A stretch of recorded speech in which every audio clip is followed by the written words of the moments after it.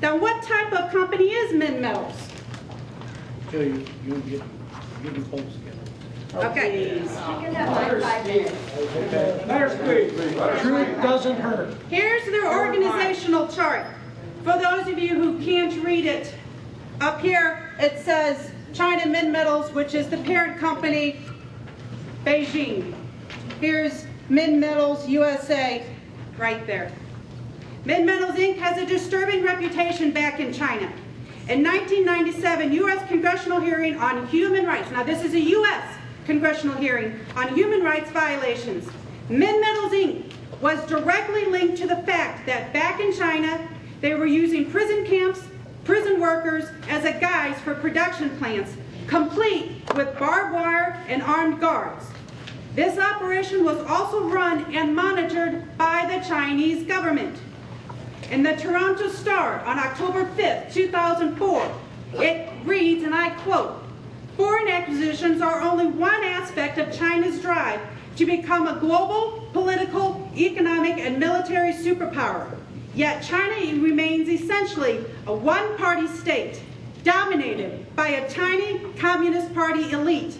Unlike other multinational corporations, Minmetals Inc. does not answer to any shareholders, as in many other countries.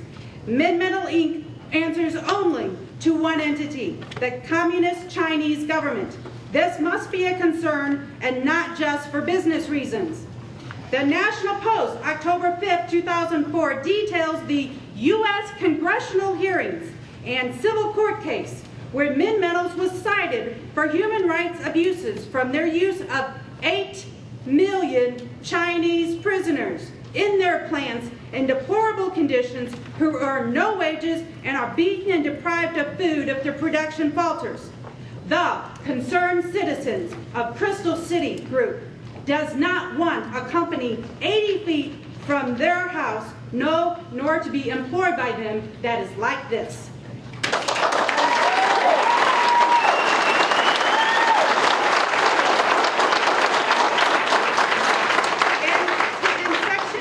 Subsection F of the lease agreement, Mr. Kennedy makes the statement that I had showed you before: tenant is solvent and is not party to the assignment for any benefit of any creditors. However, it's kind of interesting that Mr. Kennedy is frantic to get the deal completed. Why did he push for the signing of this $2.2 million deal within an hour of the final negotiations?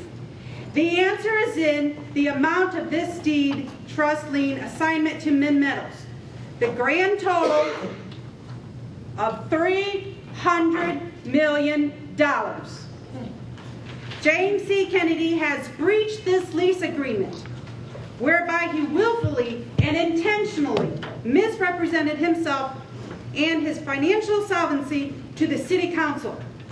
The most damaging fact is that he willfully and intentionally did not disclose the information that his largest creditor, Minmetals, for $300 million, could and will have majority and controlling interest in owning, monitoring, and operating the nation's largest and purest depository of iron ore mine, which is the Pea Ridge, all of the land and leases, including the mineral rights that make up Upland Wings and Wings Enterprises. Minmetals Inc. then could have potential ownership and control of some of the nation's purest and largest iron ore deposits, a major barge railroad facility located on the largest inland commerce waterway and water source in the heartland of the United States, which can be used for shipment of materials to China.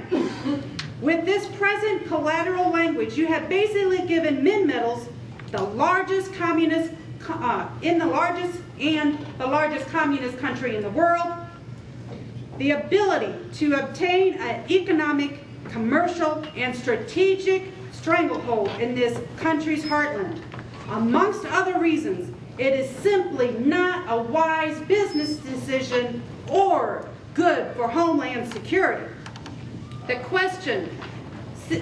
concerned citizen's question is, what are you doing to our city and county and country? You should have known all of this stuff before you signed the lease. please don't close on the PPG property. Mr. Kennedy is not solvent. He willfully and intentionally misrepresented himself by having this lease assignability directly benefit Wings, his largest creditor, Min Metals.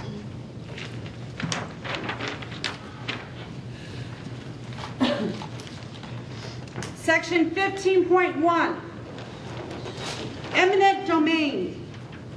Landlord, in this it says, the cooperation of the landlord shall include, if necessary, the exercise of the landlord's power of eminent domain to acquire any fee or lesser title to any properties within the city of Crystal City that the parties mutually agree are necessary to develop and construct the project.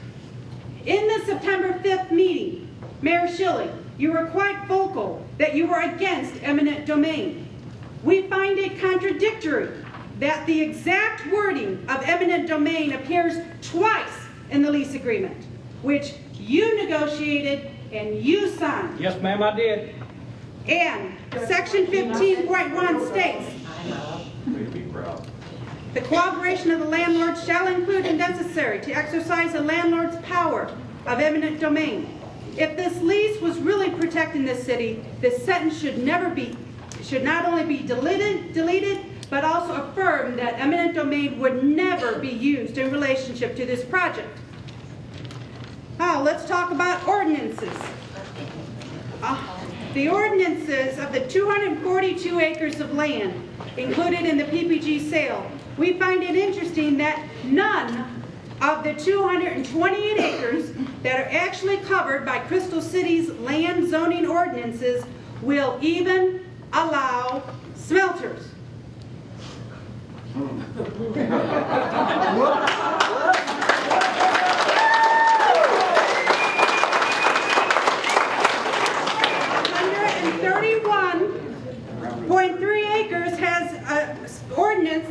It's categorized as M2, which is General Industrial District.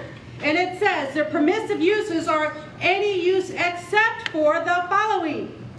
N says smelting of tin, copper, zinc, or iron ores. So 131 acres is not even allowed to have, and it says specifically, iron ores. 96.7 acres are zoned recreational conservation district.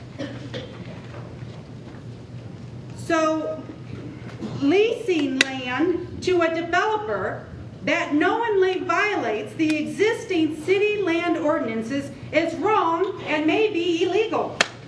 Taking 96.7 acres from recreational conservation designation and turning it into a polluting smelter, barge port, train depot, excuse me, I'm talking, seems highly unethical, especially since the people you are taking the recreation conservation land away from may not have been given any say, any vote, or any assistance in obtaining the project information.